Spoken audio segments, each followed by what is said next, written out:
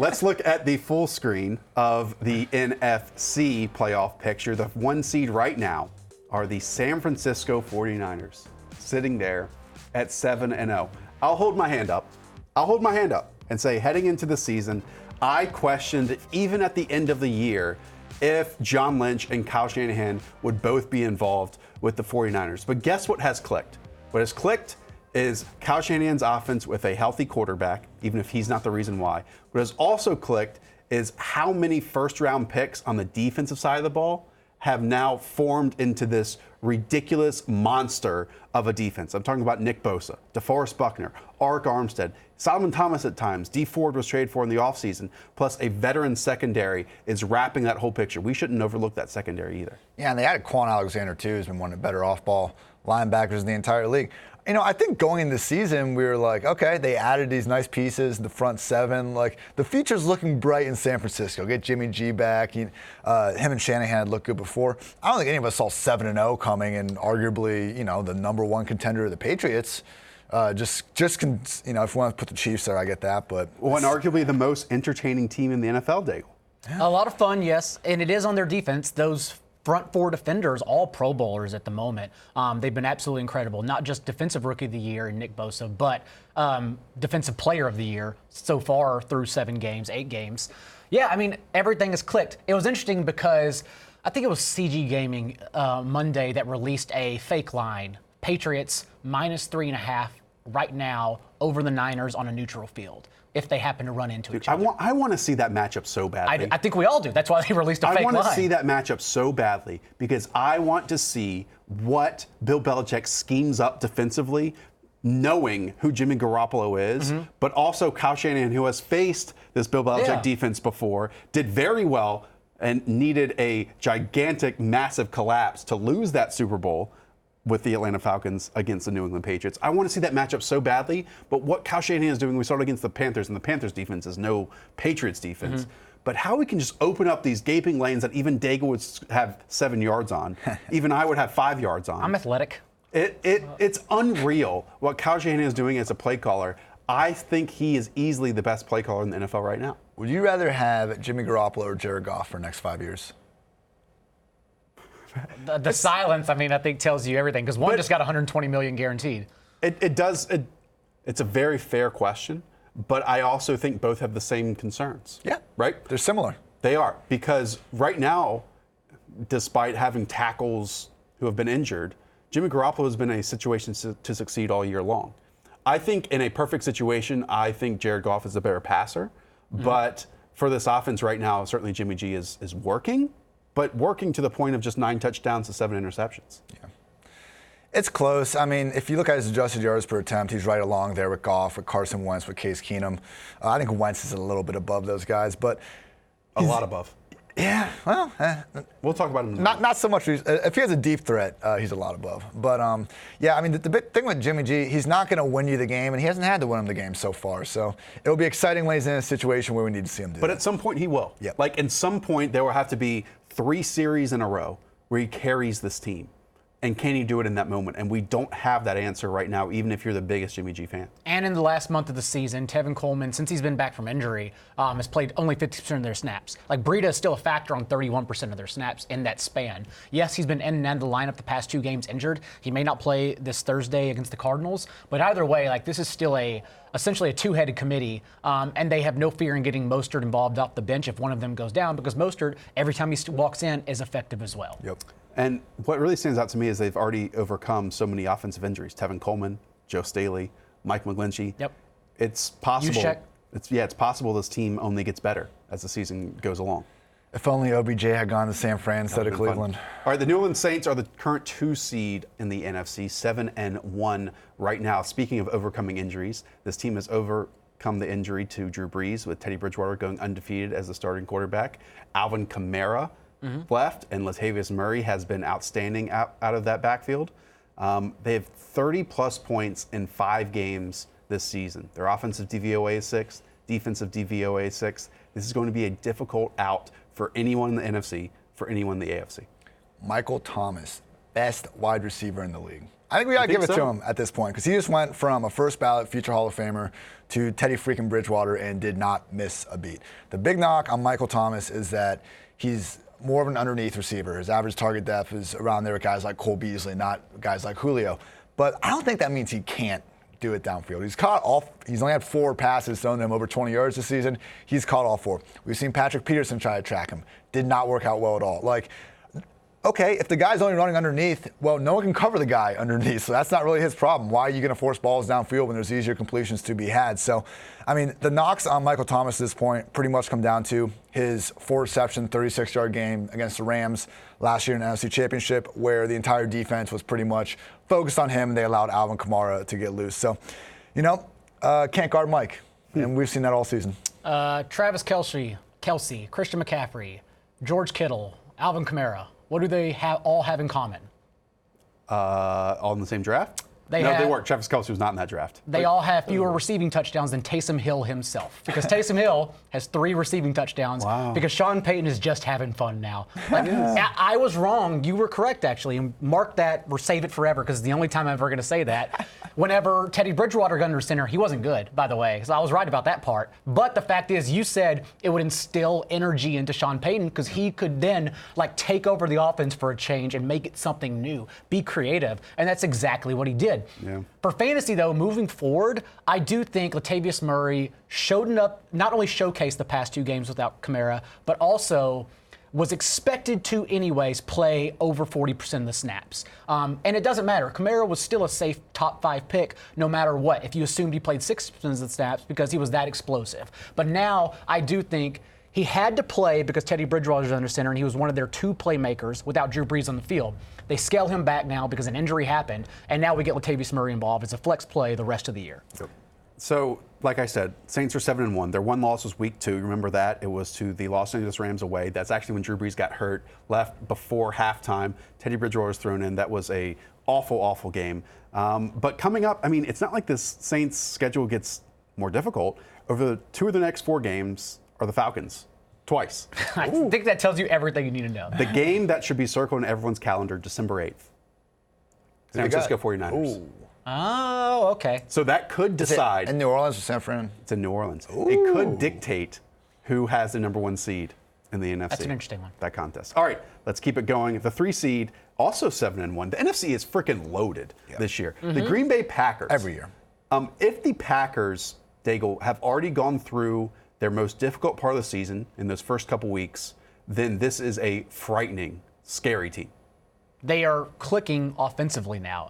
So to think they weren't clicking before this, and now suddenly they're all in line and in tune with one another, that is the scariest part. And remember, they've done this the past month without Devontae Adams, with Allen Lazard's suddenly resurgence as the number 1 receiver. And with Devontae Adams likely coming back in Week 9, I would just imagine they slide Lazard to the outside, kicking MVS out of the lineup, and just move Geronimo Allison into the slot and just move forward as if nothing happened.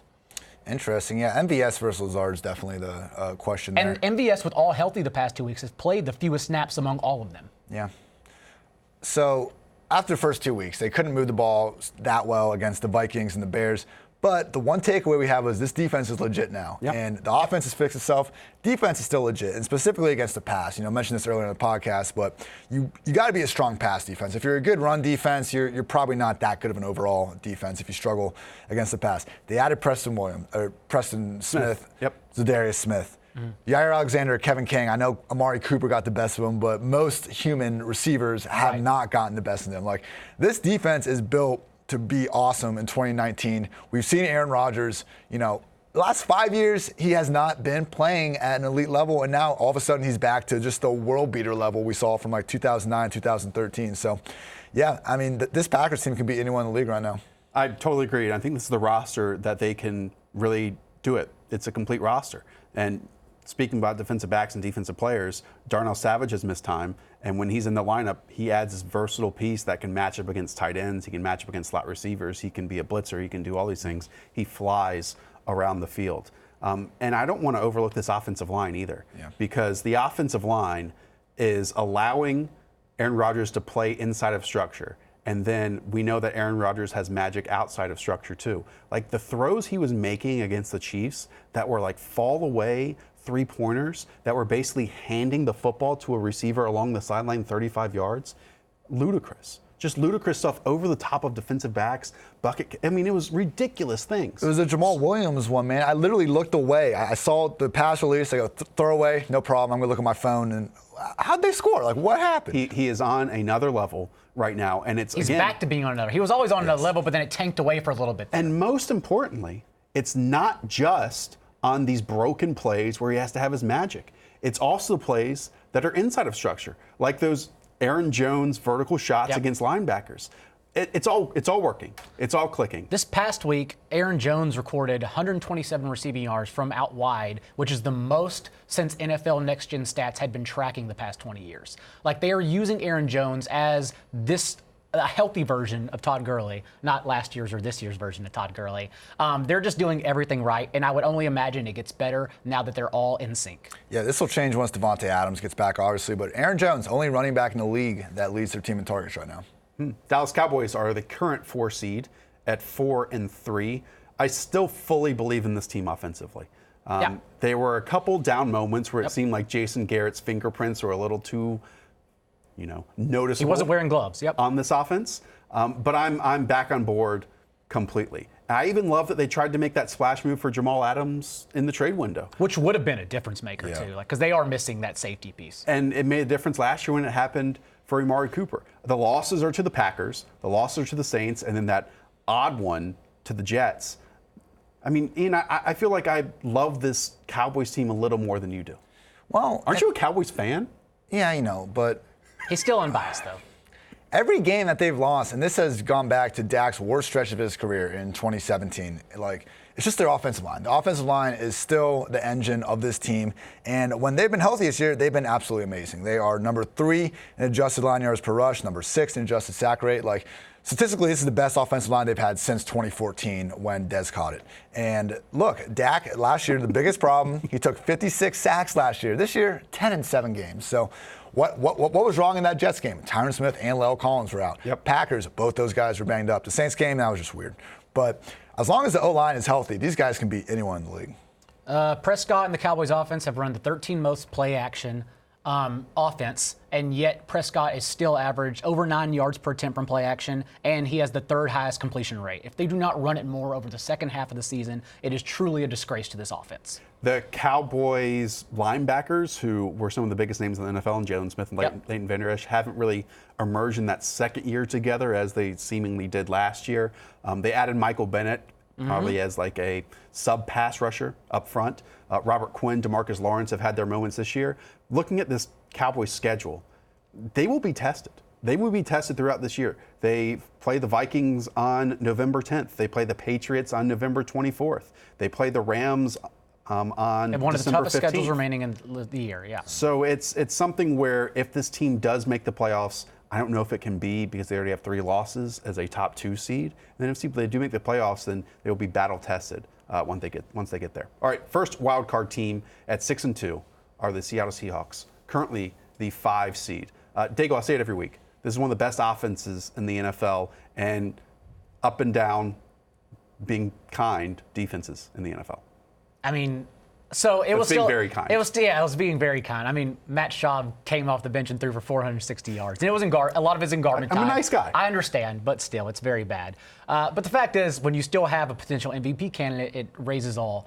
And we've seen, it's funny because we've seen they have no issues handcuffing Russell Wilson. Like this past week against the Falcons, only 20 pass attempts. That lead they mounted against the Cardinals in Week 4, only 28 pass attempts. Like they'll just scale Russ back if they need to. But in competitive game script, which could even be this week against the Bucs, who knows?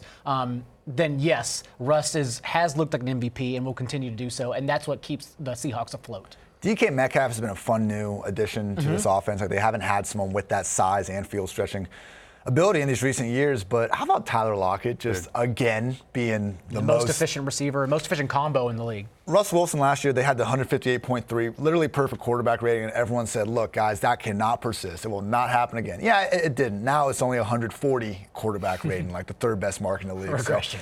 So it's just insane. Like they're playing backyard football out there. It continues to work, and I love every second of it. Yeah. Russell Wilson, Tyler Lockett's constant chemistry. Chris Carson is an absolute mauler of a runner. I'm so glad that he is the true feature back in this offense. And you mentioned DK Metcalf went from running solely 1 or 2 routes on the left side to they're adding new wrinkles each and every week, and I think that can continue in the final 8 games. They did just lose their center in Justin Britt for the rest of the season with a torn ACL. But it all goes back to me, and ultimately in the end, with the defense. It's a huge question. I mean, it's allowed close games to the Bengals this year. It's allowed close games to the Steelers this year. You can't have that if you're going to be one of the best teams in the NFL. And I just fear that that's really what's going to hold back an MVP and one of the best offenses in the league versus this destruction of a defense. I mean, it's really changed completely in just a small amount of time. I know they probably won't, but I would love to see if they could give Shaq Griffin a chance to kind of travel with number 1 receivers. He's played really well. He's played really well, but, you know, that's just the Seahawks thing. When they had Sherman in his prime, he stuck to his side of the field. It's the Seahawks way. It's what they do, but when you only have one really good cornerback, maybe consider changing. Even their linebackers have played well, but, you know, who knows. Okay, yeah. The 6th seed right now, again, wild card spot, are the Minnesota Vikings at 6-2. Up and down season for the Vikings. I mean, where to even begin with this? They're on 4 straight wins. Kirk Cousins is on fire. Prior to those 4 straight wins, it was basically a possible, like, the straw almost broke the camel's back. I mean, there were team meetings. There were public apologies. Stephon Diggs, Adam Thielen, you could tell they weren't gelling with their quarterback. That has all changed completely. Daigle, what did change? It was the play action is what changed. Like, they finally instilled it, and he's been a top 3 passer from play action these last 4 games. Stephon Diggs has been terrific the past month of the season, and again, he was also someone that they were, get out of town. Like, clearly Stephon Diggs isn't good anymore. He was always good. He was always there. He was not being instilled properly, and the fact is, him and Thielen have been tremendous, and Kirk Cousins has been one of the best quarterbacks in the last 3-4 games. Diggs has been like out of this world good this season. I mean, his yards per route run right now is at 3.54. I had to go back to 2008 to find Steve Smith. That's the last time a wide receiver has matched that. So pretty ridiculous. But yeah, look, they lost to the Packers and they lost to the Bears. They have won every single game by multiple scores. I mean, when this team's clicking, they are scary because the defense, once again, a very, very good unit. And yeah, when Kirk Cousins is hitting his play action bombs, no one can stop Dalvin Cook. So that's really all you need. And Dalvin is playing at an unreal rate. You know, I had Eric Stoner talk to me prior to the season, and he said that, you know, under Gary Kubiak's vision, that Dalvin Cook could have a Clinton Portis type season. He might be playing even better than that. Like, the way he is making people miss at the second level, getting to the second level, getting to the sideline, creating these big plays, it's unreal. And this is a super talented team, even defensively. Donnell Hunter, Everson Griffin, Anthony Barr, Eric Kendricks, Harrison Smith. The corners have let them down a little bit, but this team is one that, if they get into the playoffs, can really make some noise, I think, once they reach the playoffs. 100% agree. Yeah, and it's almost like that's what's interesting about this offense than the Packers, because they spent the first month integrating and developing their offense, and they kind of broke out and became these strong offenses. And then over the last 4 weeks, it's been Kirk who's ran the most play action among all quarterbacks. Nearly a perfect rating, by the way, despite throwing so much. 157.1 quarterback rating from play action. And so now that Dalvin Cook has been integrated, they had a top 3 neutral run rate for those first 4 weeks as well. Now it's everyone getting involved. Did you see Zimmer's comments after they had that failed 4th down conversion in their own end of the field? That he wouldn't do it again? He said it was the worst decision I've ever made. Yeah. I mean, coaching is still bad. You know, the maniacal portion of Josh here would hope and kind of wish for this storyline that once we get to the playoffs, they have this 4th down that with like 3 minutes left, and they might go for it on like 4th and 2, elect not to, then never get the football back. And then that is Mike Zimmer coming back to bite Mike Zimmer and not wanting to be aggressive in those situations because you lost it out of nowhere early in the year. That could happen. I can see that. And it's That's not a vision. It's not funny in the way like Belichick comes out and says, "Oh, Andrew Luck retired." Like, I could wish him luck. I didn't see that. It's funny in the way that Zimmer really means that. It's like, oh no, that's terrible. Those are the 6 teams in the playoffs right now for the NFC. Let's look at teams that are currently in the playoff race. Start off with the Los Angeles Rams, last year Super Bowl contender from the NFC, currently at 5-3. Lots of roster turnover this season. Marcus Peters gone. Aqib Talib gone. Offensive line changes. They've brought in Jalen Ramsey. They're trying to fix that offensive line on the fly. Ian, what's your view of the Rams right now at 5-3 halfway through the season? It's a completely different team than what we've seen in the past. I mean, usually it's been an insanely efficient offense, and their defense at least has enough playmakers to kind of keep everything tight. I just don't know that this group has the ceiling to really compete in the playoffs if they're going to make it there, because Goff has been worse in just about every metric, and you don't have to dig all that far to figure out why. He's facing more pressure. He's not able to throw the ball as deep because of that. So defenses can crunch the box, and the run game's been less effective. Why is the run game? Why is all that happening? Because the offensive line's not as good. So I don't think they're really solvable problems. We're just, we started to see last week McVay, that wild double reverse pass to Kupp. Like, he's going to do everything he can to keep the team going. Darrell Henderson, Daigle's guy, has provided a nice spark to this point, but I'm just not convinced that the ceiling on this Rams team is anywhere close to what we saw the last 2 years. Well, it's just weird because this team, and McVay said this, but it wasn't just coach speak. This team truly does lack an identity. I don't know what this team is still to this day. They are surviving on Cooper Kupp's 28% target share post ACL. Remind you, like, this dude tore his ACL and then came back as one of the best receivers in the league. But he has truly been their only playmaker.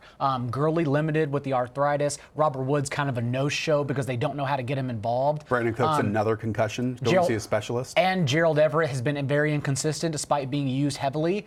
It's like they truly do lack an identity, and you can't depend on anyone fantasy-wise but outside of Cooper Kupp. It's just an imperfect situation now. And so far through 8 games, in those imperfect situations, they haven't had the same success last year in the last 2 seasons of perfect situations. The running game is not as easy as it once was. Like you mentioned, Jared Goff is not someone who wins outside of structure. That is going to have to change for them to win. And I don't think it can change for them to win.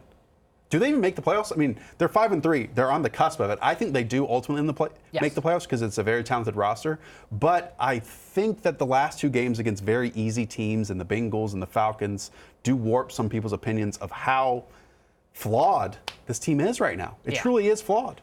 And I don't know what the defense is over the next half of the season. Like, yes, they got Jalen Ramsey. That certainly helps. But what else are they going to do? Like, we need Clay Matthews back on the field. They need so many other things to happen.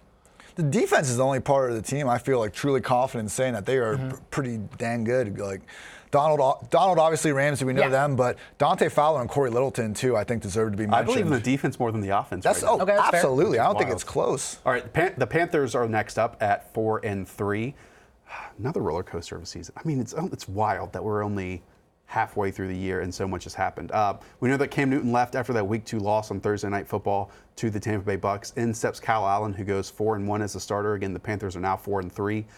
Kyle Allen just got demolished by the San Francisco 49ers, yet Cam Newton's still not healthy, so we get to see Kyle Allen again. The story of the season so far for the Panthers has been Christian McCaffrey, and now he's able to be incredible despite a less than credible situation. Here's the guys in NFL history with more points per reception per game in a season than McCaffrey this year. 2000 and 2001, Marshall Faulk. 2002, Priest Holmes. 2006, LaDainian Tomlinson. And 1942, Don Hudson. That's it. Big fan of Don Hudson. His poster was actually in my room growing up on the wall. Really? No. Football didn't exist back in 1942. The 0-16 Dolphins would make Don Hudson look like he's Olandis Gary. You said that so convincingly, though. I'm sure of it. I know, I I'm didn't hurt. believe you. How many things do you lie to me about? It's my secret side on the weekends, guys. But from Kyle Allen, though, DJ Moore, 260 receiving yards, Curtis Samuel, 175 receiving yards. Like, those receivers who were drafted so highly they're still good. Yes. No, they are I believe you. Good. I believe you. But if Kyle Allen wins against the Titans, he continues pushing off Cam Newton's return. Like, Cam Newton is still injured. Cam Newton's not practicing yet. Cam Newton is still just rehabbing. And it's a legit injury. I know, and we keep saying, like, oh, he's coming back next week. We said that the last 3 weeks. He hasn't come back. But the fact is, like, how long can you hold? Let's just talk in fantasy terms for 1 second. They're droppable, right? Or both no? receivers? No, I don't think you can. But they're not doing anything with Kyle Allen. I know. Look, overall with this Panthers team, if they're going to make any noise, a healthy Cam Newton has to come back and play. That's it. But even when he comes back and plays, I don't think this team is good enough to make the playoffs. I truly don't. Yeah, I'm not dropping Curtis Samuel, even if there's a fire. Like, this guy is just... I know that's you, We're in this together. I know it's you two. Come on. We're in this together. I'm talking to the wrong people. I'm getting a new show. And while we talk about how great some of these defenses are, like the Patriots and the 49ers, while the Panthers defense has ranked up there among them, I don't think they're nearly as talented, and I don't think they can be as consistent as we progress in the second half of the season. Their defense had been very good before running into Kyle Shanahan, though. Correct. All right, Philadelphia Eagles are also 4-4. I still believe in the Eagles this year, For sure. despite the secondary being a clear flaw. Dumpster fire. And I think it's because of what they did this past weekend when they were 3-4 and now 4-4. They realized that in order for this offense to be successful, they have to have explosive plays. And right now, Miles Sanders is their most explosive player, and he had some big inconsistencies as the season started. Fumbles, missed holes because he wanted to bounce things outside, so on and so forth. Yet they still gave him opportunities. They'd been lining out against cornerbacks and linebackers and safeties. Now they got him involved in the running game. And with Deshaun Jackson coming back soon, I wouldn't be surprised if we see a 3, 4, 5 game winning streak here for the Eagles coming up. Yeah, I mean, Carson Wentz is the 2017 MVP-esque season that he was having. I mean, they had Torrey Smith and Mac Hollins, who was playing much better at that point as a rookie. Like, those guys who stretched the field. 2018, they had none of that with Hollins and Mike Wallace hurt all season. That's why they tried to trade for Robbie Anderson. And it's why they got Deshaun Jackson. And what happened week 1? Wentz was absolutely amazing. He hooked up for 2 long touchdowns with D-Jack. So I think we're going to see Wentz take a big step forward once Deshaun Jackson is back. But quick, fun little split I noticed. So you guys remember the Eagles fan who was talking about they were throwing babies from the hospital. We were catching them. Unlike Aguilar. Yeah. Since that, in 5 games, Aguilar has 11 catches, 93 yards, and 0 touchdowns, despite playing 75% snaps in every game. It's not catching a baby. Ghosting. The Philly fan curse on Nelson Aguilar. I've never heard of the Philly fan curse until now. Yeah, so I'm back on the show. I'm happy here now. No, I mean, so that was they were originally my Super Bowl pick. Just because their roster in general, they were prepared to handle injuries, and they still are prepared to handle injuries. You see Andre Dillard just step in like nothing happened, but their secondary it's abysmal. It was abysmal with all of them healthy, and then when they get injured, imagine the players behind abysmal players. Like, it gets even worse, and there's no one coming to save them. So even when Deshaun Jackson gets healthy, who are you talking here? This last week was their first game all season with Ron Darby and Jalen Mills healthy. So I know they're incredibly thin. We've seen what happens. Even when those guys are healthy, I'm not saying they're world beaters, but they didn't make a single move at cornerback all off season because they liked their guys. They wanted their guys to be healthy. They are finally healthy. I'm not convinced they're going to be great either, but we'll see.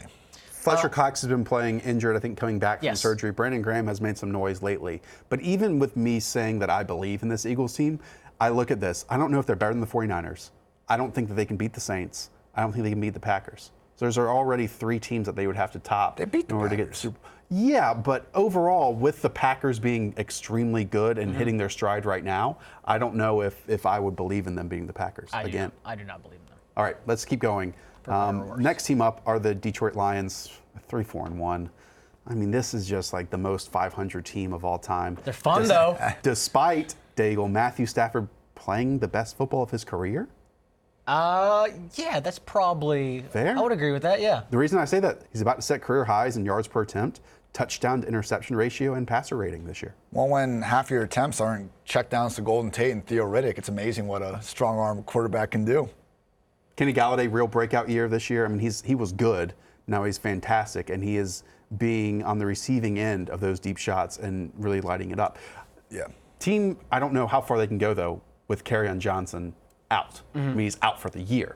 And this is a Matt Patricia mind creation, what this offense wants to be of let's play good defense and let's run the ball. Yeah. And now running the ball is Trey Carson, Ty Johnson, whoever else in the backfield. Yeah, I mean, they just cannot.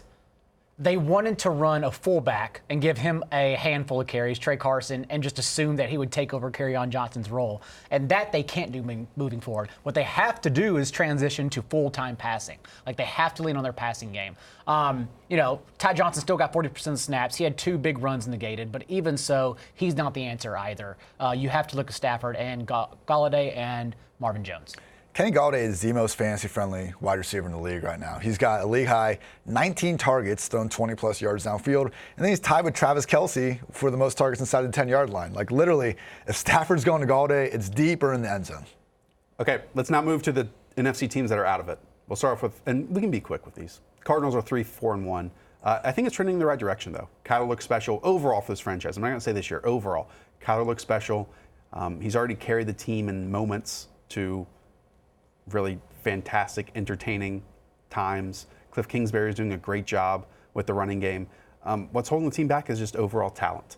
And it makes you wonder if they will actually move away from Steve Keim, who's been an awful general manager. And if not, how can this team ever have talent to really compete with Kyler Murray and company around it? Yeah, we should have known something was up with the talent when they brought in Michael Crabtree for that 2-week stretch to start the season. Because, I mean, other than Christian Kirk, who's been hurt, I mean, it's old man Fitz and a bunch of kind of unproven either rookies or journeymen. So the one good thing that I have, like, that's emerged over the last month is that Kyler's rushing floor is here. I mean, other than Lamar Jackson, he is second in the league rushing yards, and only Kyler and Lamar have over 100 yards this season on design runs. So unlike where Josh Allen last year, he was over 50 rushing yards per game. Now that's sunk down to 33. I think because of what Kyler can do and the way Kingsbury is using him on design runs, it's like moving forward, he's going to be year after year top five fantasy quarterback, I think, every Totally year. agree. The reason I write them off, though, is because they have 3 games until their bye. Niners, Bucks, Niners. And they're doing that perhaps without David Johnson and or Chase Edmonds. Keyshawn Johnson was a healthy scratch in week 8. And Larry Fitzgerald, who is showing his age now, hasn't caught for over 70 yards since week 3. It's been a mess. The Bears are 3-4, also out of it. Also a mess. And the team is still sticking with Mitch Trubisky, and they're continuing to stand by him. They have to take a lesson from the Jacksonville Jaguars. I'm okay with them sticking with Trubisky, by the way. Like, what do you lose starting him the next? You're not a winning franchise anyways. Aren't you nervous that it might be beyond this year they stick with Mitch Trubisky? Okay, if that's the case, yes. But the rest of this year, I'm fine just going forward with Chase it. Daniel is for sure not the answer. Exactly. So you might as well see if isn't he Trubisky can turn it 33, around. 32 years old anyways? Like, you have nothing to gain by going to Chase Daniel, where you have everything. You have nothing to gain by evaluating Trubisky either, but you might as well keep doing it because he's still a team-friendly contract. I'm just happy Allen Robinson is here for about surviving. 5 to 8 awesome plays. He needs to do the version of what Von Miller's going to do and just get out of town. He went from Blake Bortles to Mitchell Trubisky. That's Blake Bortles to Midwest Bortles, yeah. And I understand Montgomery had a encouraging game, but just wait until he runs to the Eagles line. Yeah. It's Matt not gonna be Nagy's pretty. end of game decision making and how he acted like he was the still funniest thing I've smartest seen all person year. in I'm the very room. happy I watched it live. It is ludicrous. All right, the Bucks are 2-5. Jameis Winston looks like an excited dog in the pocket, is what I have written down. Basically, what I mean by that That's really good. is when he sees pressure, it's okay. That's him. That is Jameis Winston every single time. And with Marcus Mariota getting benched, with Andy Dalton getting benched, when is it time for Jameis Winston to get benched? And this is just a team that will be looking for another quarterback heading into the 2020 season. That list is growing each and every week. And it's wild still. I believe Chris Godwin and Mike Evans are on pace for over 1,200 yards this season. Yeah, that's what I was going to say. Chris Godwin on pace for 1,600 yards and 14 touchdowns. Evans on pace for 1,500 yards and 14 touchdowns. Both top 10 fantasy wideouts. And yet, Jameis Winston contract year on pace for 4,700 yards, but also 27 interceptions. And that's why he gets the boot. I just love when you look at Jameis' stats. Like, if you look at just only yards per attempt, he always looks like one of the more above-average quarterbacks. But the second you add in adjusted yards per attempt, which just factors in sacks and interceptions, and, plays that also matter and can swing games, it just falls off a cliff, and you kind of see him for what he really is, which I love that excited dog in the pocket. Though. He's kind of been that tank year with Stafford and Calvin Johnson. Like, he's been that version of Stafford where he racks up the yards just in complete garbage time. But, of course, he has more turnovers because he also fumbles a lot. The Giants are 2-6. Hold on, real quick. 36 tight ends have more targets than O.J. Howard this year. Now we can move on. That's offensive. The Giants are 2-6. We have seen them move on from Eli Manning to Daniel Jones. Daniel Jones has rocky moments in every single game. Bad decisions, forcing passes. He fumbles. But what is positive is that he seems to move on from those moments and then have positive ones shortly after. And if he can eliminate those mistakes early, then I think you have something there with Daniel Jones, which isn't something I would have said heading into the season. I think the defense is what's holding this team back. Like, the defense is pretty much garbage. I'm okay with this core. We'll see what I'm not convinced Daniel Jones is going to be this awesome quarterback or anything, but Saquon, obviously, if not the best running back in the league, he's right there in the conversation.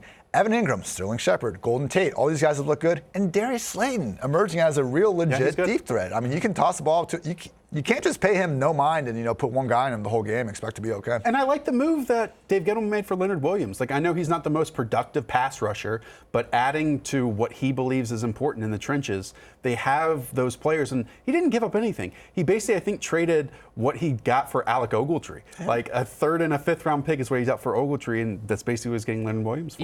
They just as great as their offensive line is run blocking, it's the pass blocking. And Daniel Jones' only 300-yard performance, the Bucs in this past week against the Lions, came in the only games he's seen under 42% pressure rate, 35% pressure rate in both games. Against the Cowboys, who create the second most pressure, like it's probably going to be pretty ugly on Sunday night. Yeah. I think I messed up that Ogletree trade, but that's fine. Don't send me corrections. I don't need that. Okay, the Atlanta Falcons are 1-7. Easy question. Is this a quick rebuild for whoever takes over the job from Dan Quinn, or is it a long rebuild? Seems like long, but shout out Julio, about to join Jerry Rice, only guys ever with 6 seasons, 1,400 yards. You've built too many contracts to make this easy. It's going to be rough for the next few years. But what's funny is that you're always looking for a franchise quarterback. You have that, but you have nothing else. Who are even the cornerstones on this team other than Matt Ryan and Julio? Calvin Ridley. Sure. Grady Jarrett. Okay. Grady Jarrett's a really, really good football player. And he's played really well. I think Deion Jones is quite good, but he hasn't played as well as he has in previous years. Well, probably from back-to-back. It was back-to-back torn ACLs, right? I think True Fonts, #washed. Ooh. Okay. Closing this podcast out, as we always should, with the Washington Redskins. They're also 1-7. They've already fired their head coach. They're getting ahead of everyone else. What a disaster. It seems like, Ian, they don't even want to evaluate Dwayne Haskins this year. Yeah, I mean, everyone's just, I don't know.